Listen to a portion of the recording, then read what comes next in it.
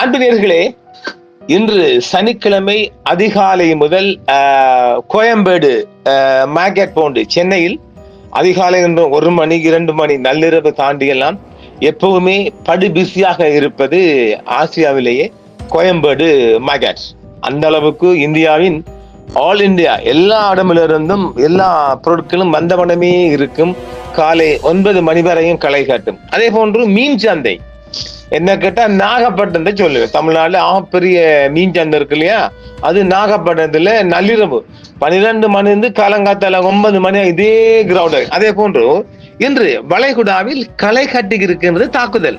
அதைத்தான் சொல்லுவாங்க. எப்படி சவுதியில் பற்றியிருந்த 5 விமானங்கள் 5 விமானங்கள் கேசியை திருப்பி அடிச்சுட்டாங்க. யாரு? ஈரான்காரங்க தாடிகள் அடி சாத்திட்டானுங்கள், எல்லாம் ட்ரோன்ஸ்கள். அது ஒரு செய்தி.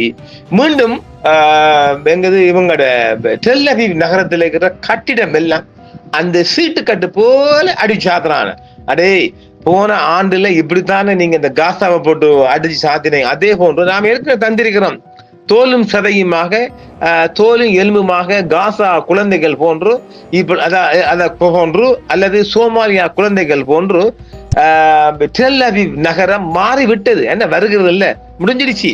கொஞ்சம் பாக்கி இருக்குது 20%. அதை அடிச்சாதினா அப்பாடா வந்த விஷயம் முடிஞ்சுட்டு ஈரான்காரங்க சந்தோஷப்படலாம். ஏன் உலகம் முழுவதும் ஹாப்பி பண்ணுவாங்க.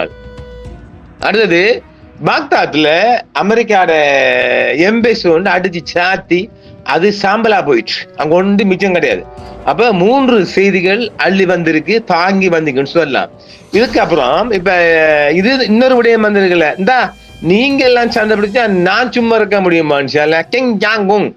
அந்த மனுஷன் ஜப்பான் கடல் எல்லையில தன்னை ஏவுகணையை போட்டு ஜப்பானுக்கு எதிராக தாக்குதல் இன்று சனிக்கிழமை தொடுத்துடுச்சு. அது வேற கதை. பாருங்க, தெற்காசியா கிழக்காசியா எல்லாம் ஒரு போருக்குள்ள வந்துடுச்சு.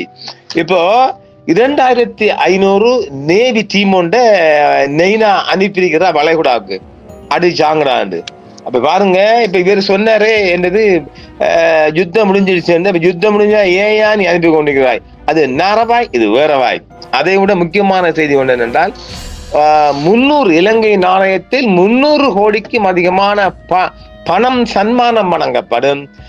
ஈரான் தலைகள் முஸ்தபா கொமேனி மற்றும் உயர்ன்னு சொன்னாக்கா உயர் தலைவர்கள், ராணுவ தளபதிகள் மற்றும் மிக முக்கியமான விஐபிக்கள் எங்க இருக்கிறான்னு போட்டு கொடுங்க, பணம் கொடுக்கிறோம். அது மட்டும் இல்ல, உங்களுக்கு ஒரு சொகுசான வாழ்க்கையுடன் உங்களுக்கு வேறொரு நாட்டுல ஒரு சிட்டிசன், ஒரு குடியுரிமை வழங்குவோம் என்று அமெரிக்கா இன்று உத்தியபூர்வமா சொல்லியிருக்கிறாங்க. அப்ப எட்டப்பன் கொஞ்சம் பேர் எழும்புவாங்கல்ல, எட்டப்பன் தெரியுமா கழுத்தை சீவி விட்டுருவான். ஈரான் தாதிகள் மிகப்பெரிய அவன்கிட்ட மாட்டினீங்க, மவனை சங்குதுவானுகள், காசுக்கு ஆசைப்பட்டு போற எவனா கொண்டா மாட்டினீங்க. இந்த செய்திக்குள்ள போனோம் என்றால் இன்றைக்கு சவுதியில சாம்பராயிற்று. மேலே அத வானிலே தீப்பிழம்பு போன்று காட்சி தந்திருக்கின்றது சவுதி அரேபியாவில் இவங்களோட விமானங்கள். செய்திக்குள்ள போயிடுவோமா? சவுதி விமானப்படை தளத்தில் ஈரானிய ஏவுகணை தாக்குதலில் 5 அமெரிக்க எரிபொருள் நிரப்பும் விமானங்கள் சேதமடைந்தன. அங்க அவங்க அந்த ஃபீல் பண்ண தானே வராங்க. அங்க என்னண்டா ஈரானுக்குள்ள போட்டு தாக்குறதுக்கு பெட்ரோல் முடிஞ்சுட்டா சூப்பர் பெட்ரோலுக்கு அங்க வராது. சவுதி அரேபியாவில் உள்ள பிரின்ஸ் சுல்தான் விமானப்படை தளத்தில் ஈரானிய ஏவுகணை தாக்குதலில் 5 அமெரிக்க விமானப்படை எரிபொருள் நிரப்பும் விமானங்கள் சேதமடைந்திருக்கின்றது. இன்று காலை சனிக்கிழமை காலை செய்தியாக. அதுதான் முதல் வியாபாரம். சமீபத்திய நாட்களில் சவுதி அரேபியாவில் உள்ள பிரின்ஸ் சுல்தான் விமானப்படை தளத்தில் விமானங்கள் தரையில் மோதி சேதமடைந்ததாக நாம சொல்லலைங்க, இவங்களோட அமெரிக்காவோட பேப்பர் சொல்லாங்க. யார் சொல்லாங்க? ஜேர்னல் தான் சொல்றாங்க. அது பணம் கட்டணும் செய்திக்காங்க. பணம் நான் கட்டலைங்க. இது இஸ்ரேலுக்கு உள்ள இருந்து வர அந்த செய்தி பாக்குறவங்க $ல பணம் காட்டணும். இது எனக்கு தேவையா? நான் அதுக்குள்ள இல்லை. அப்ப அந்த செய்தி வெளிவந்தாலும் 2 அமெரிக்க அதிகாரிகளும் அதை உறுதிப்படுத்துகிறாங்க. இந்த தாக்குதலில் யாரும் கொல்லப்படவில்லைன்னு சொல்றாங்க. 5 பேர் கொல்லப்பட்டு ஈராக்கு உள்ள செய்தி சொல்லுது. சரி, பார்க்கலாமா? பிப்ரவரி 28 அன்று ஈரானுக்கு எதிரான அமெரிக்க இஸ்ரேலிய ஆக்கிரமிப்பு தொடங்கியிலிருந்து குறைந்தது 7 அமெரிக்க எரிபொருள் நிரப்பும் விமானங்கள் சேதமடைந்தன அல்லது அழிக்கப்பட்டுள்ளன என்பதை சமீபத்திய செய்திகள் சொல்லுகின்றன அங்க ஒன்றுமே கிடையாங்க. வானத்துல இருந்து அப்படியோ தீ பிளம்பாக தரையில வந்து முட்டி மோதி இறங்குது. அதுல 2 பேரு உடனடியாக அவங்களோட பேராசூட் மூலம் தப்பி இருக்கிறாங்க. அது கண்ணால பார்த்தோம். மத்த எங்க போய் விழுந்தாங்க தெரியல. ஒருத்தர் குவைத்ல போய் விழுந்தாரு ஆரம்பத்தை 2. பிறகு கடல் எல்லையில பார்த்தேன். அவன் எங்க போய் தப்பியானோ நாசமா போவேன். ரைட். இந்த எண்ணிக்கை வியாழக்கிழமை நடந்த ஒரு சம்பவத்தை தொடர்ந்து ஈராக்கிய எதிர்ப்பு அமெரிக்க விமானங்களை சுட்டு வீழ்த்திய 6 அமெரிக்க துருப்புக்கள் கொல்லப்பட்டதாக பென்டகன் நேற்று தெரிவித்திருக்கிறாங்க. ஈராக் ஜோர்டான் எல்லையில் உள்ள துறைவில் அருகே மோதல் ஏற்பட்டதாக ஒரு செய்தி தெரிவிக்கின்றது. ஈராக்கிய உளவுத்துறையும் அதை சொல்றாங்க. மேற்கு ஈராக்கில் KC-135 எரிபொருள் நிரப்பும் விமானம் விபத்துக்குள்ளானதாக செய்தி சொன்னது. பிறகு அதை அவங்களோட சென்ட்ரல் கமாண்ட் மத்திய கட்டளை பீடமும் அதை உறுதிப்படுத்தினாங்க. விமானத்தின் இழப்பு விரோதமான துப்பாக்கி சூடு அல்லது நட்பு ரீதியான துப்பாக்கி சூடு காரணமாக இல்லை என்றும் சென்ட்ரல் கமாண்ட் சொல்லாங்களாம். அப்ப எப்படிடா மோதினீங்க? இதை தினமும் சொல்லலாம்ல, நாசமா போனவனுங்களே. இனிமேலும் மேற்கு ஈராக்கில் எதிர்ப்பு முன்னணியால் ஏவப்பட்ட ஏவுகணையால் விமானம் குறிவைத்து தாக்கப்பட்டது என்று ஈரானின் கட்டாமல் அன்பியா மத்திய தலைமையகம் என்று முத்தியபூர்வமாய் சொல்லியிருக்குது. ஒரு தனி அறிக்கையில் ஈரானின் இஸ்லாமிய புரட்சிகர காவல் படை விமானம் ஆக்கிரமிப்பு போர் விமானத்திற்கு எரிபொருள் நிரப்பும் பணியின் நடுவில் இருந்தபோது இடைமறுத்து அளிக்கப்பட்டதாக தெரிவிக்கிறது. பென்டகன் தரப்புகளின்படி ஈரான் மீதான அமெரிக்க இஸ்ரேலிய ஆக்கிரமிப்பு போர் தொடங்கியிலிருந்து கொல்லப்பட்ட அமெரிக்க துருப்புக்களின் எண்ணிக்கை குறைந்தது 13 தாண்டி இருக்குது என்று சொல்லப்படுகிறது.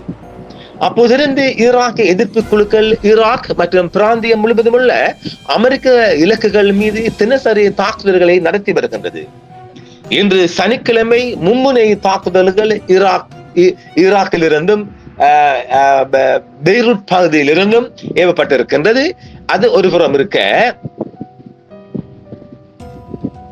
ஈரானுடனான போரின் போது இழந்த குறைந்தபட்ச 4வது அமெரிக்க ராணுவ விமானம் KC-135 ஆகும்.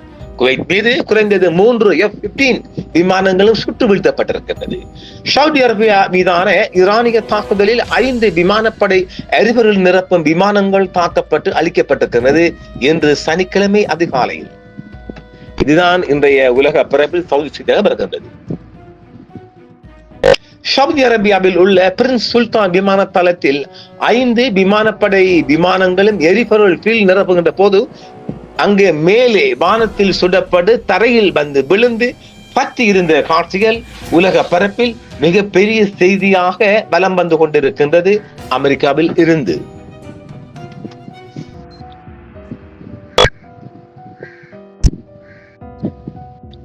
சவுதி தளத்தின் மீது ஈரானிய தாக்குதலில் 5 அமெரிக்க விமானப்படை எரிபொருள் நிரப்பும் விமானங்கள் தாக்கப்பட்டு அளிக்கப்பட்டதை அமெரிக்காவும் ஏற்றுக்கொண்டிருக்கின்றது. ஈரானும் அதை உத்தியபூர்வமாக சொல்லி இருக்கின்றது.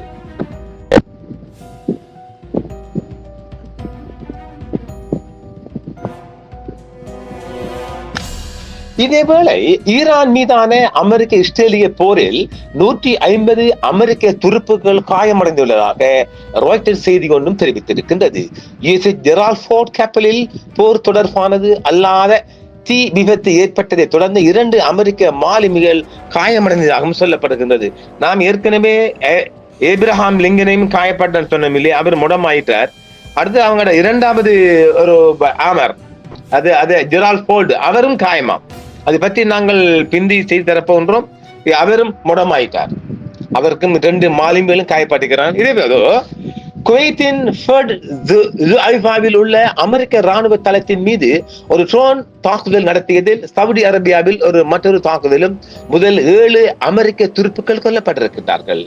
அமெரிக்க மற்றும் இஸ்ரேலிய தாக்குதலுக்கு தெஹ்ரான் பதிலடி கொடுக்கும் போது ஈரான் முதலில் அதிக அமெரிக்க ராணுவ இறப்புகள் ஏற்படும் என்று ஜனாதிபதி டொனால்ட் ட்ரம்ப் ஏற்கனவே அதிகரித்த அவர் சொன்ன செய்திகளின் பிரகாரமே இந்த இழப்புகள் ஏற்பட்டு வருவதாக சொல்லப்படுகின்றது. ஆனாலும் இந்த இழப்புகள் அடிக்கடி அதிகரிக்கின்ற போது அமெரிக்க அதிபருக்கு எதிராக அமெரிக்காவுக்குள் எதிர்ப்பு கிளம்பி இருக்கின்றது. மக்கள் ஆர்ப்பாட்டமும் நடைபெற்று வருகின்றது. நேற்று ஒரு உலக செய்தியாக உலகத்தின் ஒட்டுமொத்த ஊடகங்களும் ஒரு செய்தியை வெளியிட்டு வருகிறது. நாமளும் அதை நாசுக்காவை சொல்லிட்டு போவோம். நேற்று வெள்ளிக்கிழமை ஜும்மா தொழுகையின் பிறகு ஈரானின் தெஹ்ரான் நகரம் முழுவதும் அரசுக்கும் அரச படைக்கும் ஈரானிய ஆமிக்கும் ஆதரவு தெரிவித்து லட்சக்கணக்கான மக்கள் நகரம் முழுவதும் மிகப்பெரிய ஒரு அணிவகுப்பு நடத்தி இருக்கின்றார்கள். அதில் மக்களுடன் மக்களாக ஈரானின் வெளியுறவு அமைச்சர் அரக்சி அவர்கள் கலந்து கொண்டு சாதாரணமாக அந்த மக்களை ஆசுவாசப்படுத்தி ஒரு உற்சாகப்படுத்தி கலந்து கொண்டிருக்கின்றார். அவர் அந்த நிகழ்ச்சி அந்த ஊர்வலம் நடக்கின்ற போதே சற்று தொலைவில் ஒரு அமெரிக்காவின் தாக்குதல் விமானம் ஒன்றும் ஒரு கட்டிடத்தை நோக்கி கொண்டு பொழிச்சதை பார்க்கின்றோம். அப்ப ஆக உயிருக்கு அஞ்சாது இந்த ஈரான்காரர்கள் என்னடா நீங்க பண்றீங்க அப்படி மக்களையும் கூட்டி அவர் மக்களோடு மக்களாக நின்று உயிருக்கு நாங்கள் பயன்பெறுபவர்கள் அல்ல என்று மெசேஜ் ஒன்றை ஒரு உலக செய்தி கொண்டை அப்பாஸ் அவர்கள் சொல்லி இருப்பது உலகத்தின் ஒட்டுமொத்த ஊடகங்களும் அது உலகத்தின் ஒட்டுமொத்த ஊடகங்களும் நேற்று செய்தி வெளியிட்டு பரபரப்பாக அது பார்க்கப்பட்டிருக்கின்றது. ஆக ஈரான்காரங்க நாங்க அச்சம் கொண்டவர்கள் அல்ல. இதேவேளை இந்த டெல் அவீவ் நகரத்துல மிகப்பெரிய உயர்ந்த கட்டிடம் எல்லாம் அப்படியோ சீட்டு கட்டு மாதிரி கடலோரம் இறங்குற மாதிரி அப்படியே இறங்கிடுச்சுங்க. எல்லாம் பத்தி எரியுது ஒரு பக்கம். மக்கள் அதாவது அங்க எல்லாம் அவங்க கீழே பங்கருக்குள்ள இருக்கிற மக்கள் அழிவில்லை. நோக்கம் ஈரானின் நோக்கம் இஸ்ரேலிய மக்களை அழிப்பதல்ல, உங்களோட பில்டிங்கை அழிக்கொண்ட. அப்ப ஆகப்பெரிய ஒரு எக்கனாமிக் ஒளிஞ்சிடுச்சு. எப்படி காசா எலும்பும் தோலுமாக இருக்கின்றதோ அது நாம் ஏற்கனவே சொல்லிட்டோம். அது மாறி வரும் காசான்னு சந்திரிக்கிறோம் இல்ல, இப்ப அதை விட மோசமா போயிடுச்சு. ஆக தரைமட்டம் ஆக்குறன்னு ஒத்த முடிவுக்கு இறங்கிட்டான் தாரிகள். ஆறு ஈராங்காரம் இறங்கிட்டான். உங்களை ஒரு வழி பண்றடா, நீ யாருக்கிட்ட சூனாப்பானா எங்க எப்ப பார்த்தாலும் சொருகிட்டு நான் என் பாட்டுல சிவனேன்னு சும்மா போய்கிட்டு இருந்தா என்ன ரோட்டுல செருகுபதும் தனகுபதும் இப்படி எட்டு நாளைக்கு நானும் பொறுக்கிற ஈரான் தாடிகள்ல பொறுமை எல்லாம் தாண்டிட்டுங்க. இனிமேலும் நாங்க பொறுக்கிறோம். எங்கிட்ட பேச்சுவார்த்தைக்கு வரீங்களா, நாங்க ரெடி. எங்கிட்ட பேச்சுக்கு வார்த்தைக்கு வரீங்கன்னா எங்கிட்ட இனி சொருக கூடாது. எங்களை நீங்க பம்புகளுக்க கூடாது. எங்களை நீங்க சும்மா சும்மா சொருக கூடாது. எங்களை அது செய்யக்கூடாது இது செய்யக்கூடாது எங்க நோண்ட கூடாதுன்னா வாங்க. மிக லேசான எளிய கண்டிஷன் மூணுதான் பெசஸ்கியன் போட்டிருக்கிறார். அப்ப நீங்க கண்ட மாதிரி எங்களை தாக்க வருவீங்க. சரி, இப்ப ஒரு சமாதானத்தை எடுத்துட்டு திருப்பி நீங்க தாக்க வர மாதிரி என்ன உத்தரவாதம் இருக்கு? நாங்களும் அணுகுண்டு செய்ய போறோம். இல்லாட்டி நீ ஒன்று அணுகுண்டு எல்லாம் எரிச்சுடு. இன்று ஒரு முக்கியமான மெசேஜை வெளியிட்டுக்கிற முஸ்தபா கொமைனி அவட அப்பனுக்கு தப்பாம பிறந்த அதே மூஞ்சி அதே வாக்குல உள்ள பையன் 56 வயசு. அது சொல்லுது ஏற்கனவே உலக போரில அணுகுண்ட பாவிச்ச ஒரு நாடு என்னென்று இதுவரைக்கும் உலக நாட்டுல அணுகுண்டை தூக்கி வச்சு கொண்டிருக்குது. உலகம் பார்த்து கொண்டிருக்கு.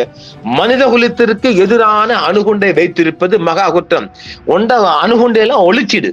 அடிச்சானே ஆப்பு சென்சர் தானே அது.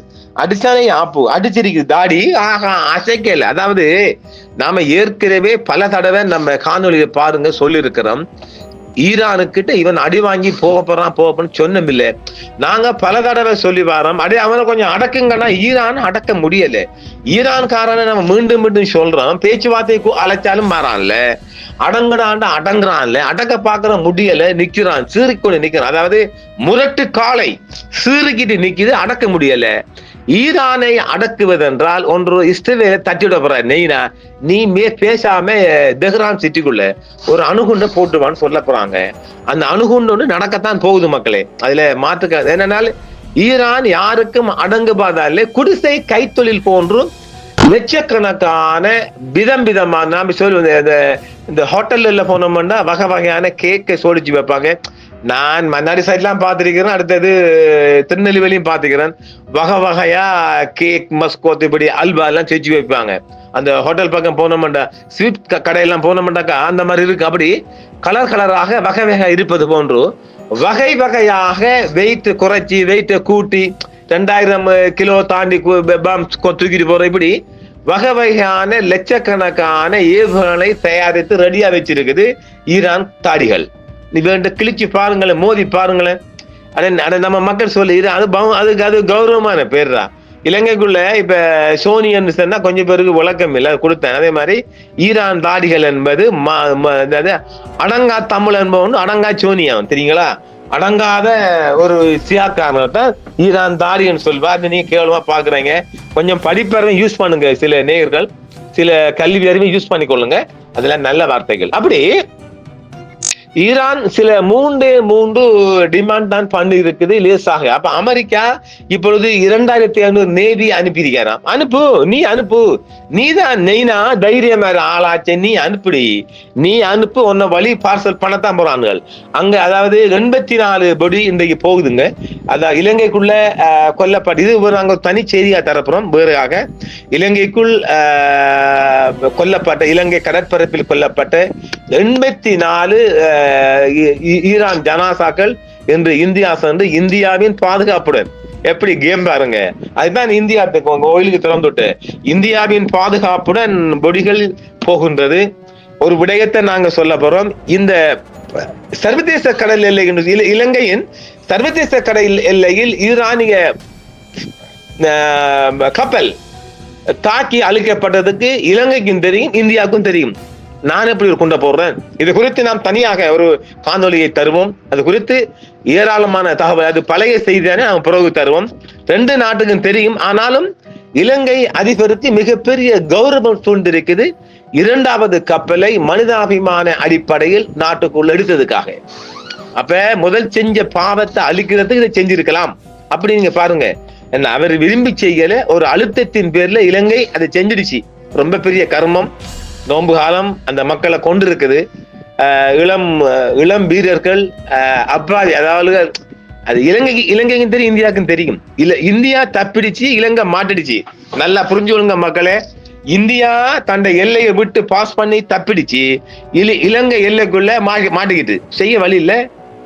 மிகப்பெரிய கர்மம், பாவம், அக்கிரமம். அந்த அக்கிரமத்துக்கு ரீப்ளேஸ்மெண்ட் இலங்கை ஜனாதிபதி செஞ்சிருக்கிறார். அந்த பாவத்தை கழுவுறதுக்கு அது கழினா தெரியல. இறைவன் தீர்ப்பு தான் இறுதி தீர்ப்பு. பார்க்கலாம். அது குறித்தும் நாம ஒரு தனியான காணொலி தருவோம். இந்தியாவுக்கும் தெரியும், இலங்கைக்கும் தெரியும். இவங்க இல்லைன்னு யாராவது நீங்க நெஞ்ச தொட்டு உங்களோட சாமிக்கு முன்னுக்கு சத்தியம் பண்ணுங்க பார்ப்போம். நாங்க பண்றோம், நாங்க எங்க பள்ளியில நின்று பண்றோம். உங்களுக்கும் தெரியும், இந்தியன் பாலாக்கும் தெரியும், குல்லாக்கும் தெரியும், பல்லாக்கும் தெரியும். ஓகே, அது குறித்து நாங்கள் ஏராளமான செய்தி இருக்குது, தருவோம். இத்துடன் இந்த செய்தியை முடிக்கின்றோம். மீண்டும் மற்றொரு காணொளியில் சந்திப்போம் நேர்களே. என்றும் உங்களுடன் சன்ரைஸ் இந்தியா டிவி. சப்ஸ்கிரைப் பண்ணுங்கள், பெல் பட்டனையும் கிளிக் செய்யுங்கள். உங்கள் ஆதரவே எங்கள் சேவை. ஆதரவு தாருங்கள், அரவணைப்போம். மறக்காம சர்ப்ரைஸ் பண்ணுங்க. தேங்க்யூ.